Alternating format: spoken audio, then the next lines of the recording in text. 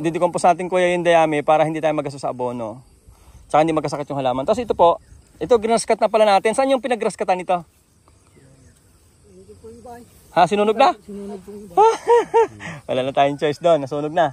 Ganyan, na hindi dapat ginagawang kanal yung mismong pinitak. Kasi pag yung pinitak natin, ginawa natin kanal, let's say for example, nag-rotivate tayo, tapos dumidire-diretsong ganyan, binabanlawan natin yung ating pinitak. So meron tayong diretsuhang kanal. Kasi gawa yan ng cyanobacteria. Yung cyanobacteria na yan, siya yung nagpo-form yan para matrap niya yung mga atmospheric nitrogen.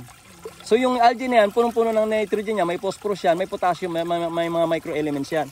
So kung dumadaan na siya na ganyan, lumalabas na siya ng ating pinitak, over time, nauubos yung sustansya ng lupa.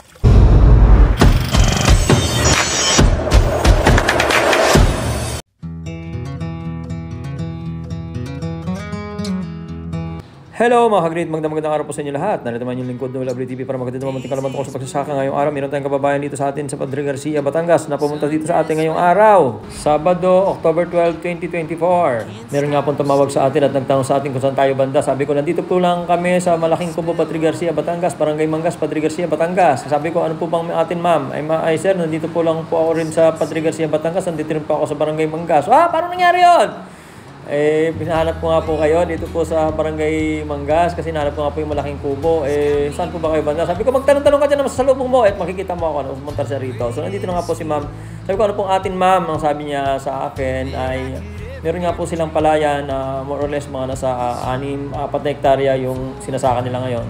Pero more or less mga nasa 10 hectares po lahat-lahat daw. Yun dyan sa Barangay Kilo-Kilo, Padre Garcia, Batangas. Kilo-Kilo North, Padre Garcia, Batangas. Sabi ko, anong atin po? Siya nga raw po, nga, kitang-kita naman natin, as young as she is, ay meron daw po silang palayan. Tapos, sad to say, pumano na po ang kanyang nanay, tatay. At wala na nga po mag-iintindi. Tapos yung kuya niya na nag-iintindi dati ay very sad to say din, ay nawala na rin po. So, ang main purpose lang po ng ating vlog for today is papakita lang po natin kung paano po natin ginagawa yung pagre-rejuvenate ng lupa kasi most basically ganun po yung nangyari sa kanyang lupa. So hindi na po sila umani na maganda, pangit daw po ang ani, laging bagsak ang ani. So nandito lang po malapit sa akin. So sabi ko yung tinatawag na soil conservation, soil rehabilitation, soil rejuvenation ay gagawin nga po namin sa kanilang lupa. So to make long story short, pupunta na po tayo sa kanyang palayan at nag-voice over po ako, malakas lang po ang ulan kaya pasensya na po kayo. Pupunta po tayo sa kanyang area dyan po sa Barangay Kilo-Kilo North, Padre Garcia, Batangas.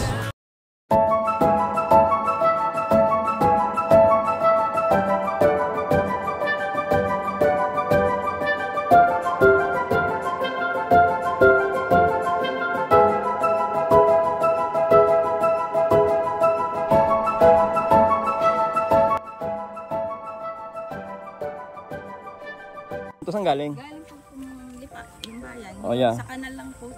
So exactly this is what I am talking of, yung ganyan na hindi dapat ginagawang kanal yung mismong pinitak. Kasi pag yung pinitak natin ginawa natin kanal, let's say for example, nag-rotivate tayo, tapos dumidire-diretsong ganyan, binabanlawan natin yung ating pinitak. So dapat meron tayong lateral kanal. So meron tayong diretsuhang kanal na gagawin dito. Yung daanan lang ng tubig talaga. Tawagin ko po yung dalawa. Yeah. Mama, init eh. Gagawa sila ng kanal dito sa gilid. Yan, gagawa sila ng kanal dyan diretso para hindi na di-disturb yung yung pinitak talaga is pinitak, hindi siya kanal.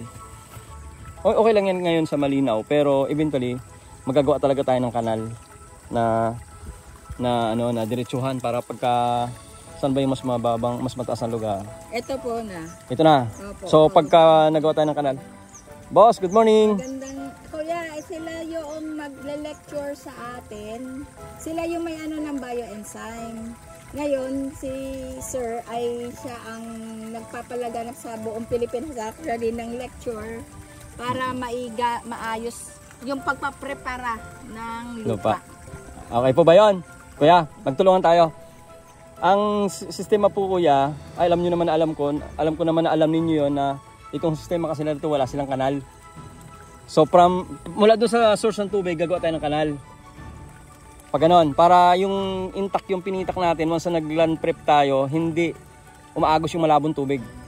Kasi yung malabong tubig, sustansya ng lupa yun eh. So pagka halimbawa nag-bioenzyme tayo, tapos magpapatubig tayo, wala rin, magiging silbi kasi rin, di ba? Tama kuya, no? Yun. So eventually kuya, ito maglalagay tayo ng kanal na diretso. Yung pag na hand tractor natin, madali kahit nga kamay-kamay lang eh. Dito lang natin idadaan sa may gilid. Dito lang tayo papadaan sa gilid. Hanggang doon para pag nagbukas tayo, let's say magpapatubig tayo rito, doon ka lang magbubukas sa may bungad. Doon lang sa may bungad. Tapos diretso siya rito. So kahit na bumaha 'yon, kaya mas magandang kanal na laki-laki natin. Para kahit lumaki yung tubig, hindi madidisturb yung loob ng pinitak natin. Importante 'yon. Hanggang doon po po Yeah, basta kung saan yung may mga source ng tubig, lalagagawa tayo ng mga kanal. Mas maganda nga kung meron silang kalabaw eh. Kasi 'di ba kuya, papadaanan lang natin ng kalabaw sa ano yan, oh, saglit lang 'yan. Oo. Tara, mainit dito ate, okay ka lang ba? Sanay po ako sa inyo. Ako hindi ako nakapayong ha. Ang ganda ng lakas ng tubig eh. Kaya lang yan talaga exactly. Tingnan mo to sample. Nakikita niyo yan, yung umaagos na ito, to. Yan. Yan algae yan. So yan kasi gawa yan ng cyanobacteria. Yung cyanobacteria na yan, siya yung nagpo-form yan para matrap niya yung mga atmospheric nitrogen. So yung algae na yan, punong-puno ng nitrogen niya, may phosphorus yan, may potassium, may mga microelements yan. So kung dumadaan na siya na ganyan, lumalabas na siya ng ating pinitak, over time, nauubos yung sustansya ng lupa. So kaya mahalaga sa atin yung tinatawag natin na hindi siya dapat talagang butas. Kaya pansin mo ate, hilaw yung lupa, no? Hilaw siya kasi kumbaga daanan nga siya ng tubig. So ibig sabihin matagal na ganitong sistema. Doon punta yung sustansya ng lupa natin, papunta doon sa kanal, papunta na sa ilog, papunta na yun, tinatakasan na tayo ng sustansya ng lupa. Dapat right? na po actually. Sapa na yan. Okay. So ito po kuya, yun nga, una natin kanal talaga. Kasi pag hindi natin una yung kanal na ito, paano to pag nag-rotivate tayo? Yung kumaga yung sprayan nyo nga ngayon, pero aagos lang din, hindi ma-stack yung gamot, yung bioenzyme. Ito na po ba yung tataniman natin? Ito na? Okay. Hanggang doon. Oo nga. Kailan kayo magsasabog ngayon? Bukas na, ganito na itsura. Oo nga, titirahin ng traktor, di ba? Titirahin ng traktor. Pero sa totoo lang, hilaw pa yung lupa eh. So, okay. Hindi rin natin alam to kung pantay ito kasi parang hindi ko sure kung mataas ba doon sa lugar na yon or mababa dito sa lugar na to, mas matubig dito, mas mataas doon. So, pag nag-control tayo ng damo, problema tayo, mga boss. Kasi sila, kararating lang nila, hindi rin nila kasalanan to eh.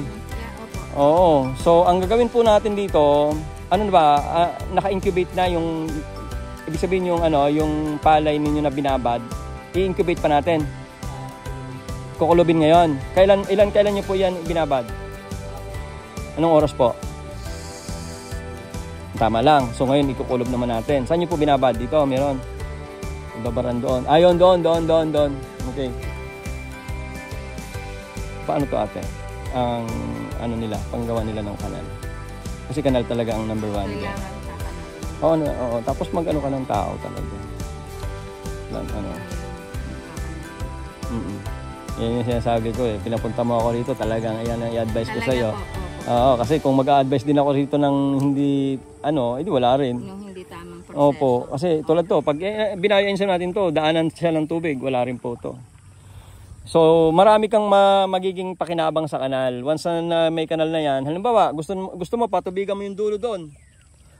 At may isara muna yung tubig po doon kasi puno na naman dito. Very good. Para, ito naman yung habang pinupunuan ng tubig. Yeah. Kulob na to. Very good. Sarado na muna natin yung tubig. At saka itong patubig na to is almost, yung tubig doon saan manggagaling? Ay, ito na nga po yun. Ito yung para medyo kulang kasi doon eh. Kaya so yun, exactly yung ibig ko sabihin. Kung meron tayong kanal dyan na dire-diretso doon, pwede mong i-bypass lahat dito. Diretso na agad siya doon. Pero this will take 2 days, right? For the enzyme, for the bioenzyme. Okay lang naman kahit na mag-spray tayo ngayon, wala naman tayong magagawa kasi nandyan na rin yung pero nandyan na rin, kumbaga diretsuhang yari ang tawag ko dyan. Pero dapat stagnant na talaga ang tubig. Wala nang lalabas. Oo, wala nang lalabas sa tubig. Kulob na talaga ang tubig. So, kung ako lang, madali lang yun kasi gagawa lang ako ng diretsuhang kanalan dyan. Tapos pilapil. Kasi parang kulang dun eh. Kulang pa nga. Parang kulang yung tubig dun eh. Yun wait lang. Isusum ko para hindi na tayo pumunta. Hand tractor kuya, mag-hand tractor na kayo. Bukas, diretso plancha, diretso sabog.